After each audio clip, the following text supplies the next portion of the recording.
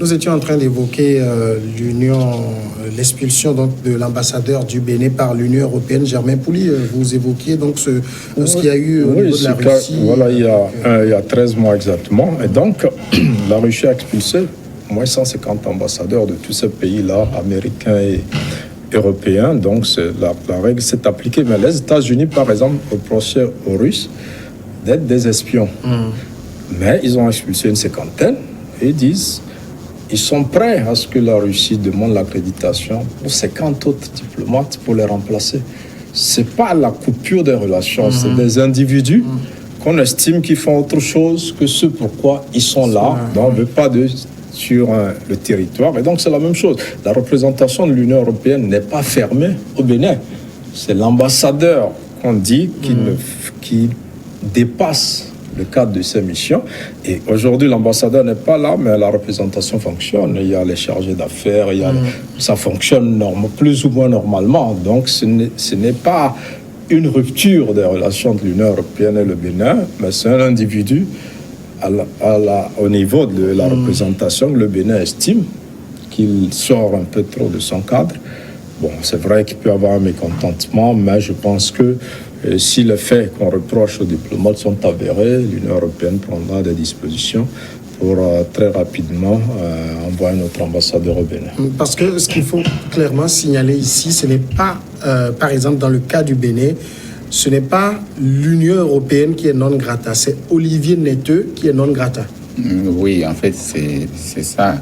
Mais le cas de l'expulsion en lui-même là pose problème parce que quand vous envoyez quelqu'un pour représenter une institution comme l'Union européenne et qui pose un acte qui est contraire à la mission pour laquelle il est appelé, et je ne sais pas, le bon sens voudrait en principe que l'institution qui l'envoie le somme d'abord et que non le pays, puisque... Et ça, c'est comme si vous reconnaissiez effectivement qu'il est en train d'outrepasser oui. En fait, c'est ce que je suis en train de dire. En fait, son expulsion même, comme nous le disons, ne pose pas de problème. Mais ça, pour moi, ça porte atteinte même à l'institution de l'Union européenne lui-même. Puisque nous ne pouvons pas croire aujourd'hui que le Togo va envoyer quelqu'un pour représenter tout un État à l'extérieur. Et là, il pose un acte qui porte atteinte même à l'atteinte, qui porte atteinte, comment l'appelle-t-on, au nom du pays. Donc, je crois qu'en principe, les relations entre États devaient peut-être jouer beaucoup plus là-dessus pour que le nom d'un seul individu ne puisse zapper toute une nation ou toute une communauté. Et donc, dans ce sens, même si je parlais des sanctions, même s'il doit y avoir sanctions, soit l'Union européenne dans des couloirs peut peut-être sanctionner pour que de ces genres de dérives ne se reproduisent, ou peut-être ouvertement ou non ouvertement. Vous parlez de l'ambassadeur? Oui. Sanctionner l'ambassadeur? En principe, l'Union européenne devait prendre des dispositions pour que, même s'il advenait qu'on nomme un autre ambassadeur dans ce pays-là, que de ces genres de ces actes ne se reproduisent. Parce que ça porte déjà, ça donne une mauvaise image par rapport à une communauté. Par exemple, ce pourquoi tu es envoyé, tu es incompétent pour statuer sur certaines affaires, et voilà, c'est toi qui fous. Qui t'ingère dans ce qui ne te concerne pas ou qui ne concerne pas et la mission pour laquelle on t'a envoyé. Donc, quand c'est comme ça, je crois, ça ne donne pas un peu de crédibilité à celui qu'on a envoyé pour représenter cette institution. Dans le cas du Bénin, Germain, pour ce qu'on a reproché un peu au Bénin dans l'expulsion d'Olivier Netteux, c'est que je sais que l'expulsion d'un ambassadeur, c'est le dernier palier. Il y a peut-être d'abord une sorte d'avertissement. Après, il est convoqué par le ministre des Affaires étrangères. Et si ça continue, on l'expulse. Mais là, directement, on est passé à l'expulsion. Bon, je pense que tout dépend. C'est vrai que quand on parle d'ingérence, on n'a pas tous les éléments de ce que c'est qu'une ingérence. On parle même de subversion. Oui. Donc, on n'a même pas des éléments. C'est l'État béninois qui, peut-être refuseusement, peut expliquer clairement à l'Union européenne ce qu'il reproche à son représentant. Et je pense que c'est une décision assez grave parce que c'est d'ailleurs le premier responsable de la représentation de l'Union européenne. Et le Bénin même se crée du tort parce que en expulsant l'ambassadeur allemand, enfin le représentant de l'Union européenne, le Bénin s'est combat européen. Expulser son ambassadeur. Donc, avoir une ambassade sans ambassadeur, c'est aussi un petit problème pour le Bénin. Mais si ce n'est pas aussi grave, le Bénin ne va pas accepter prendre cette décision connaissant les conséquences sur le fonctionnement de sa propre ambassade là-bas. Donc, je n'ai pas tous les éléments, mais j'imagine que le Bénin a de bonnes raisons de prendre une décision aussi grave. Maintenant, si l'Union européenne trouve que ces raisons sont fondées, je pense que très rapidement, il y aura un nouvel ambassadeur qui sera nommé au Bénin. Et comme ça, le Bénin aussi pourra nommer son ambassadeur au niveau de l'Union européenne. Mais si l'Union européenne estime que c'est vraiment injustifié, je crois que l'ambassade de l'Union européenne au Bénin va fonctionner avec le personnel, les chargés d'affaires et tout cela. Mais ça fonctionnera de toute façon, mais il n'y aura pas de représentant qui a un grade d'ambassadeur. Ça sera un peu dommage. Maintenant, est-ce que c'est dans tous les cas qu'il faut suivre un peu ce processus-là, avoir des avertissements, tout ça avant d'aller? Mais je pense que le Bénin aussi est dans une situation un peu compliquée après les législatives d'avril dernier. Et donc, les autorités béninoises n'ont pas vraiment envie que la situation politique se complique. Et donc, tous les diplomates étrangers qui donneraient l'impression de ne pas peut-être s'inscrire dans ce qui se fait actuellement et qui concerne la souveraineté du pays, donc peuvent être vus d'un mauvais œil. Et je pense que c'est ce qui est arrivé à l'Allemand qui représente, au diplomate allemand qui représente l'Union européenne au Bénin. Le second sujet, c'est la République démocratique du Congo. Les autorités congolaises ont annoncé jeudi avoir prévu un budget de 6 millions de dollars, soit 4 milliards de francs CFA, pour fêter l'an 1 de l'arrivée au pouvoir en RDC de l'opposant Félix Tshisekedi, suscitant les critiques de l'opposition.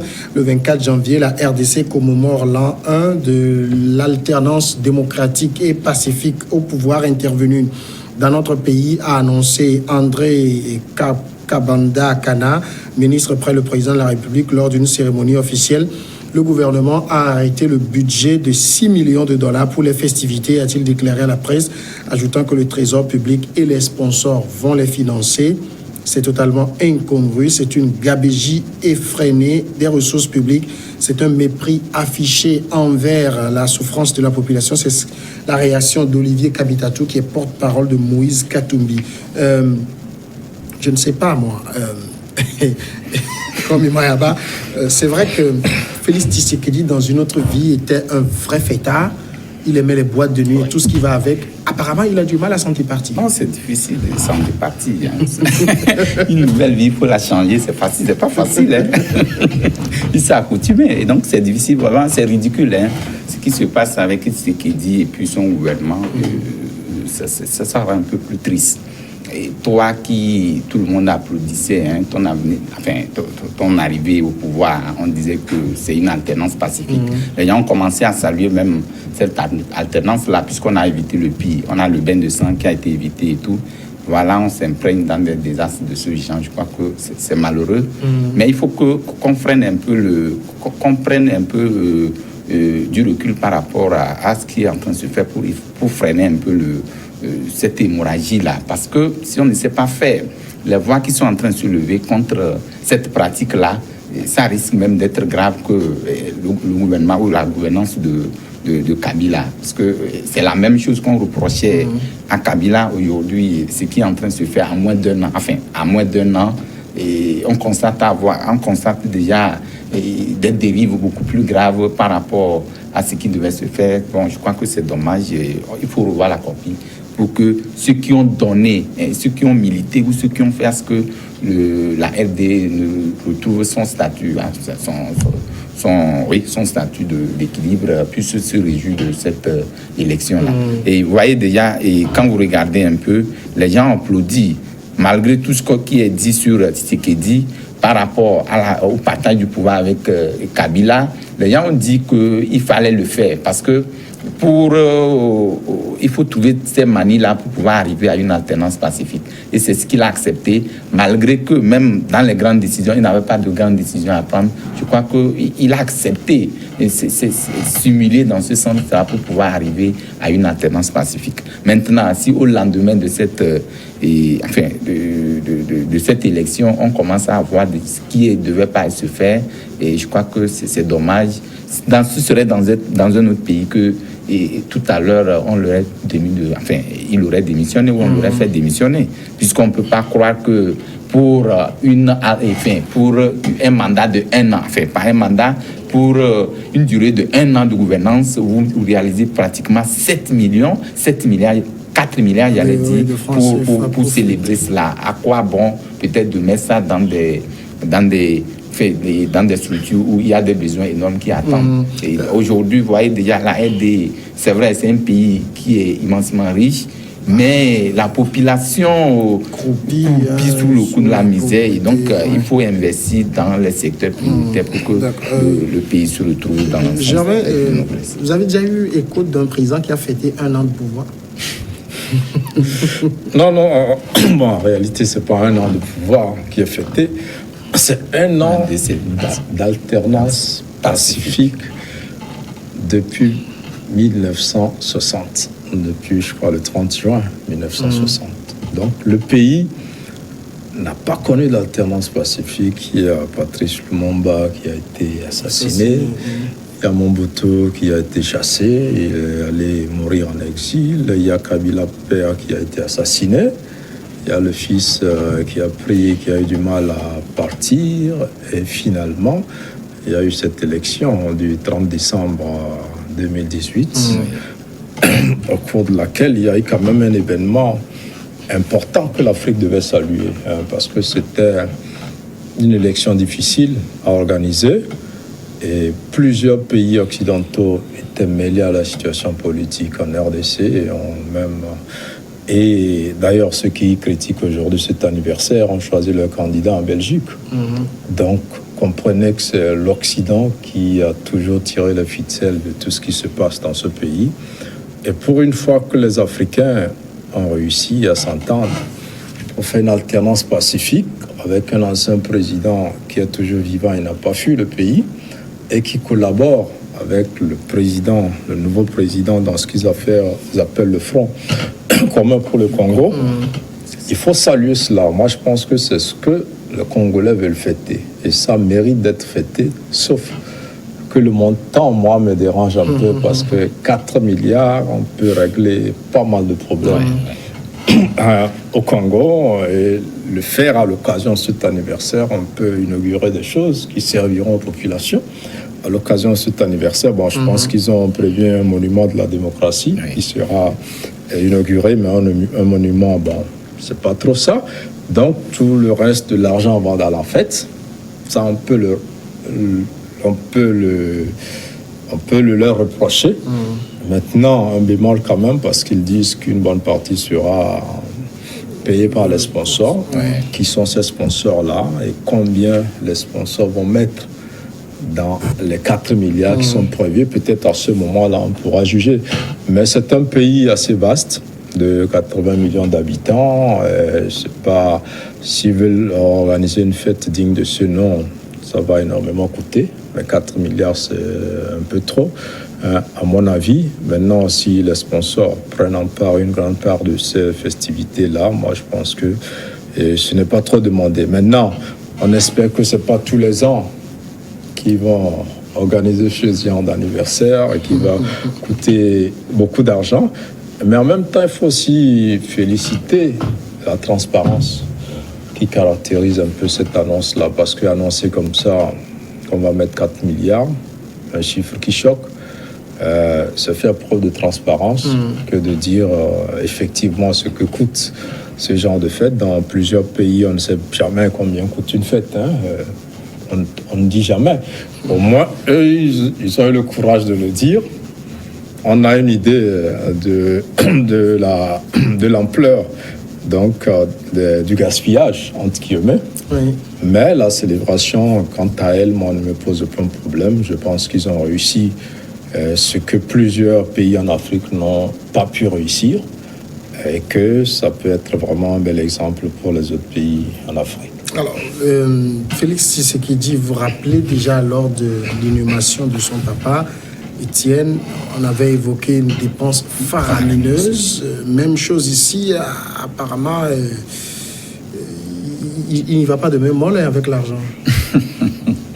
C'est un monsieur qui est habitué avec les vies faciles. Et puis, actuellement, je ne pense pas qu'il peut facilement sortir de ce cercle-là qui depuis longtemps l'enveloppe. Mais ce qui est quand même le plus ahurissant de l'affaire, c'est que quand on dirige un pays de 80 millions d'habitants, dont la majorité vit avec 1,25 $ par jour, ils comprennent 4 milliards pour faire la fête pour... Samia, c'est ce que je ne comprends pas. Parce que même la fête, là, même n'a même pas de sens, à mon avis. On peut le faire de façon symbolique. C'est-à-dire qu'il n'y a même pas nécessité d'annoncer qu'il doit avoir un budget comme ça pour peut-être fêter ou célébrer. C'est vrai qu'ils ont subi beaucoup de situations avant d'arriver à cette alternance-là. Mais ça ne pouvait pas se faire avec beaucoup d'argent, autant d'argent qu'on est en train d'annoncer là. Et déjà, quand c'est comme ça, ça suscite déjà un peu des réactions de la part des adversaires politiques de l'opposition qui justement crient que vraiment c'est du gâchis, c'est au détriment même de la population qui croupit sous le coup de la misère. Et donc je crois qu'il ne fallait pas forcément qu'on annonce ou qu'on parle de la fête, mais de façon symbolique, réunir les grands, enfin, tous les grands qui ont concouru à ce que la RD retrouve ce qu'il est aujourd'hui, qu'on le fasse de façon beaucoup plus symbolique et puis bon, relancer le chemin du développement, parce que vous savez que ce pays a besoin de se relever. Malgré des ressources, comme nous disons, c'est une population très dense, plus de 80 millions d'habitants, c'est énorme. Et actuellement... Et très pauvre. Oui, très pauvre, justement. Comme 1,25 $ par jour, c'est pas possible. Donc, pour donner une idée, ça fait à peu près 600 francs. Par 600, jour, 700 francs par jour. C'est ça, non? Oui, c'est ça. Donc, voyez, donc c'est pourquoi je dis, en principe, on ne devait pas se mouler dans cette situation de fait, mais plutôt devait s'attaquer au projet de développement. Et comme ailleurs, nous connaissons, quand vous venez, que tout est à terre, il faut d'abord penser à la balise, c'est-à-dire que commencer à remettre les pendules à l'heure et démarrer le chantier de développement et en créant des structures plus convaincantes et puis permettre aux gens de décoller sur le plan économique. Maintenant, si 4 milliards, c'est énorme. Vous savez, le budget, même on l'a voté, le budget était à 11,5 milliards de dollars. Donc c'est énorme. Mais il faut que ça se sente beaucoup plus au niveau de la population, qu'on mette beaucoup plus de moyens pour faire développer les activités qui vont peut-être donner un souffle à cette population qui en a tant besoin. Aujourd'hui, vous savez, le pays a souffert longtemps. Avant l'alternance, c'est vrai, et il y a des problèmes politiques. Tout le monde cherchait à visiter ce pays. Chacun tirait le drap de son côté pour qu'on puisse trouver des intérêts au niveau des Congo. Mais c'est pourquoi je salue, moi personnellement, je salue Kabila, qui a été un monsieur vigilant, qui n'a pas laissé son pays sombrer. Parce que, vous savez, quand ça s'était commencé, tous les pays, tous les États s'investivaient autour pour pouvoir peut-être trouver gain de cause. Oui. Mais il a tenu tête. Et puis, mais celui qui est arrivé aujourd'hui, il faut qu'au moins ceux qui l'entourent aussi lui donnent des conseils. Ce n'est pas forcément le président. Quand vous avez Kabila à côté, et puis vous savez que c'est lui qui dirige, il a encore les manettes du pouvoir. Quoi qu'on dise, Kabila a les manettes du pouvoir. J'aimerais vous rappeler que ce qui se célèbre, c'est plutôt l'alternance démocratique et pacifique, d'accord. Mais l'alternance rime aussi avec la venue au pouvoir de Tshisekedi. Et jusque-là, il n'a réussi à rien prouver d'extraordinaire. Bon, un an, c'est trop tôt pour évaluer l'impact du travail qui sera fait, mais je pense qu'il a de l'ambition pour son pays. Et quand on prend déjà le budget, ça donne une idée un peu de ce qui va se faire comme travail. Voilà. Donc ça donne une petite idée. Et maintenant, il n'est pas le seul à diriger ce pays. Il est avec Kabila. Kabila a une majorité à l'Assemblée nationale et donc, qu'il y a aussi assez de postes. C'est une coalition qui est au pouvoir. Le pouvoir sortant et l'équipe du nouveau président. Donc je pense qu'en réalité, c'est un tandem qui a beaucoup de chances pour réussir. Aujourd'hui, on va dire que peut-être il se fait un peu dominer par Kabila, mais il a aussi montré par certaines décisions qu'il reste le président de ce pays-là. Et donc, je pense que tous les deux, s'ils s'entendent bien au sein de ce front-là, ils vont faire un grand travail. Maintenant, pour revenir encore à la RDC, c'est vrai, quand on parle de la fête, on parle de Tshisekedi, tout ça, mais c'est un pays qui aime la fête. Quand vous prenez les deux Congos, ben c'est là où vous voyez des gens qui ne trouvent pas à manger, mais qui portent des chaussures de plus de 100 000 francs, qui achètent des vestes. Voilà. Donc, c'est des gens qui aiment la fête. Le président ne doit pas contribuer à ça non plus. Non. Oui, mais c'est la société qui est un peu comme ça. Moi, je suis choqué par le montant alloué à cette fête-là. Je me demande, mais à quoi seront destinés ces fonds? Mais en même temps, je reconnais que c'est un pays qui aime la fête. Les gens aiment beaucoup s'amuser, un peu comme les Camerounais. Enfin, du côté des deux rives du Congo, les gens aiment la fête. En Afrique centrale, en général, les gens aiment la fête. Et donc, cette fête-là ne sera pas forcément vue de mauvais œil. Mais moi, c'est le montant. C'est beaucoup trop d'argent pour un pays qui en a besoin pour faire autre chose au profit des populations. Il aurait peut-être pu marquer cette commémoration de l'alternance, je ne sais pas moi, ou être en train d'inaugurer une école scientifique ou quelque chose du genre, être en train d'inaugurer un hôpital. C'est des choses que 4 milliards peuvent largement contribuer à construire. Oui, ça c'est effectivement, je le disais tantôt, vous savez, c'est après les 4 milliards qu'on va dépenser pour cette fête-là, on va courir derrière l'Union européenne, derrière les institutions de Bretton Woods, pour qu'on leur donne de l'argent pour investir dans d'autres domaines. Et c'est ça qui est dangereux. Mais l'Afrique doit changer un peu sa mentalité en termes de développement, puisque vous savez que ceux qui nous donnent de l'argent, c'est pas par magie, ils trouvent de l'argent. Il faut qu'on va réorienter un peu notre philosophie, notre façon de voir, concevoir les choses.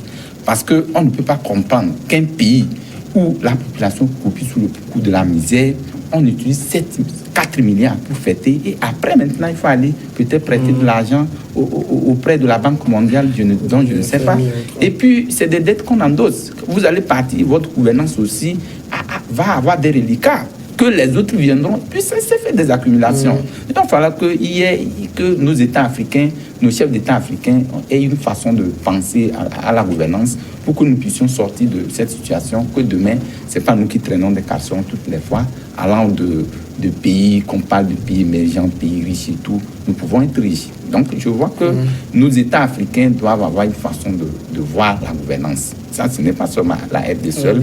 Il y en a beaucoup aussi qui ont cette façon de gérer les pays, et que après leur gestion, après leur gouvernance, c'est du déluge. C'est déplorable, et puis j'estime que faut qu'on fasse un peu. Je ne suis pas totalement d'accord. Ce n'est pas seulement l'Afrique. Quand vous voyez le 14 juillet en France, quand vous voyez même... Oui, mais là, ça a un sens. C'est la fête de la libération nationale. Oui, mais le débarquement, par exemple, la libération, Normandie, tout ça, mais c'est beaucoup d'argent. Et la fête dont on parle en RDC, il y a plusieurs présidents qui viendront pour ça. Effectivement. Qui sont invités, des amis des présidents de la sous-région un peu partout. C'est beaucoup d'argent quand vous voyez la France le faire. Et cette année, on a reproché à Trump. C'est que nous disons. Ça a une dimension historique. Oui, mais chez eux-mêmes, c'est plus historique. Parce que c'est la première fois qu'on n'assassine pas un président pour prendre le pouvoir. Depuis, s'il vous plaît, depuis 1960. Ça n'a jamais existé en RDC. Ce n'est pas un an de Tshisekedi. Ça, c'est rien du tout. C'est-à-dire que ce qui s'est passé le 30 décembre en RDC, moi, j'étais agréablement surpris parce que vous avez vu comment tous les États ont voulu troubler cette élection-là. Certains qui disent c'est frauduleux, il faut recompter. Des pays qui n'ont rien à voir avec cette élection. Donc, je crois qu'on ne mesure pas l'ampleur. Moi, le montant me dérange. Mais la célébration ne me dérange pas du tout, parce qu'elle est vraiment importante. Et les pays le font. En France, ils le font. Le 14 juillet, le débarquement, tout ça. c'est historique, c'est vieux aujourd'hui. Mais c'est des pays qui peuvent s'offrir également cela. Mais c'est pas vrai. Le niveau de vie, on ne vit pas avec 1,25 $. Mais c'est faux. Les gilets jaunes en France, ils étaient aussi à l'aise. C'est vrai, mais la majorité ne vit pas avec 1,25 $ par jour. Ça, c'est le blanc. Il n'y a pas la guerre à l'est de la France. Samuel, ce que je voulais dire, la fête en soi ne me dérange pas. La célébration d'une date aussi historique. Maintenant, le montant me dérange. Mais dire que les Africains, même Trump est allé voir la dernière fois le défilé. Il allait reproduire la même chose aux États-Unis. Les Américains l'accusaient parce qu'il dépensait trop. Mais on estimait que c'est parce qu'il était invité en France, il était émerveillé, il a voulu reproduire un peu. L'homme est un peu comme ça. Mais l'Africain, c'est vrai, même quand vous prenez l'Africain à la base, depuis le funérail jusqu'au mariage, il verrait qu'il met de l'argent dans des utilités. Et donc, ça se répercute un peu. Non, je ne suis pas d'accord. Quand je ne veux pas comparer par rapport à ce qui se fait en France, par rapport à ce qui se fait en RDC, ce n'est pas le même niveau de vie. Mais non, c'est faux. Mais regarde la réforme sur les retraites aujourd'hui en France. Les grèves. Mais même les gilets jaunes, là, ça a dépassé ce que nous on a connu ici depuis. Je ne refuse pas. Je n'ai aucune idée. C'est que les gens ont des difficultés. Mais sauf que les médias français ou occidentaux présentent plutôt l'Afrique comme un continent de misère.